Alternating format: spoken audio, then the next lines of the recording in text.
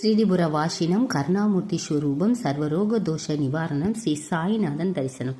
ஓம் சாய்ராம். நாளை வருகின்ற அமாவாசை தை அமாவாசை. இதை எல்லோரும் கட்டாயமாக கடைபிடியுங்கள். நாளைக்கு ஒரு நேரம் இருக்கிறது. இந்த நேரத்தை யாரும் தவறவிடக்கூடாது. நமக்கு ஒரு நாளில் 24 நிமிடங்கள் மற்றும் ஒரு நாளில் 20 மணி நேரம் உள்ளது. ஆனால் நாளை அமாவாசை நாளான புதன்கிழமை அடுத்த 24 நிமிடங்களை தவற விடாதீர்கள். இந்த நேரம் நமக்கு அபிஜித் நட்சத்திர நேரம் என்று அழைக்கப்படுகிறது. அபிஜித் நட்சத்திரம் நமக்கு கிடைத்த நட்சத்திரங்களில் ஒன்றாகும். இந்த நட்சத்திரம் கிருஷ்ணர் ஒரு மயிலின் கண்ணில் மறைத்து வைத்திருந்த ஒரு நட்சத்திரம் ஆகும். இந்த நட்சத்திரம் நமக்கு முதல் நாளில் கிடைத்தது. முதல் நாள் ஜனவரி மாதம் புதன்கிழமை. அதே போல் இந்த அமாவாசை நாளும் அப்படிதான். புதன்கிழமை வரும் இந்த அபிஜித் நட்சத்திரத்தின் நேரம் மிகவும் சக்தி வாய்ந்தது. மேலும் அது நமக்கு நிறைய அதிர்ஷ்டத்தை தரும் என்று கூறலாம். அபிஜித் நட்சத்திரம் நமக்குள்ள 27 நட்சத்திரங்களில் 28வது நட்சத்திரம். ஆனால் இந்த நட்சத்திரம் எதை விரும்புகிறதோ அது நிச்சயமாக நமக்கு வரும். இது மிகவும் சக்தி வாய்ந்த நட்சத்திரம். பலர் அதற்கு எதிராக பயன்படுத்தி தீமைக்கு பயன்படுத்துவார்கள் என்ற நோக்கத்துடன் கிருஷ்ணர் இந்த நட்சத்திரத்தை ஒரு மயிலின் கண்ணில் மறைத்ததாக கூறப்படுகிறது.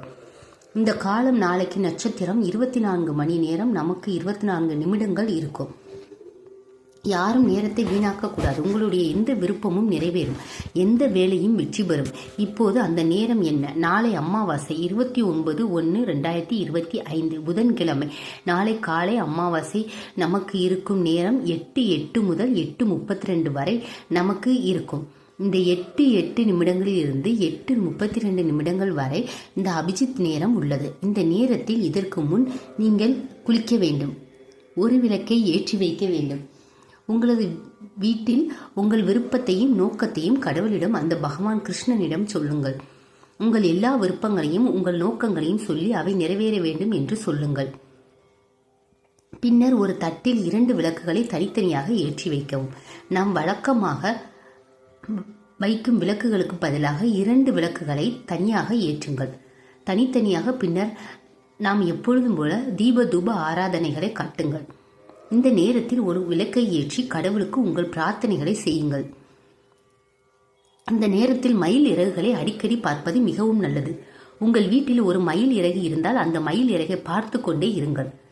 எங்கள் வீட்டில் வழக்கமாக எப்பொழுதும் மயில் இறகுகள் இருக்கும். எனவே பூஜை அறையிலோ அல்லது மண்டபத்திலோ அல்லது எங்காவது அந்த மயில் ஓவியத்தை நீங்கள் பார்த்தால் மிகவும் நல்லது. நீங்கள் வீட்டில் இல்லை என்றால் அதனை உங்கள் தொலைபேசியில் கூட நீங்கள் பார்த்து கொள்ளலாம். அந்த பகவான் கிருஷ்ணரை பார்ப்பது மிகவும் நல்லது.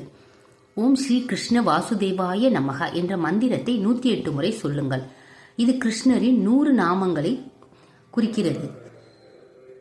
100 நாமங்கள் சொன்னாலும் 108 நாமங்கள் ஓதினாலும் உங்கள் வாழ்க்கையில் எந்த அதிர்ஷ்டமும் கிடைக்காது என்பதற்கு விதிவிலக்கே இல்லை. கட்டாயமாக கிடைக்கும். உங்கள் விருப்பம் நிச்சயமாக நிறைவேறும்.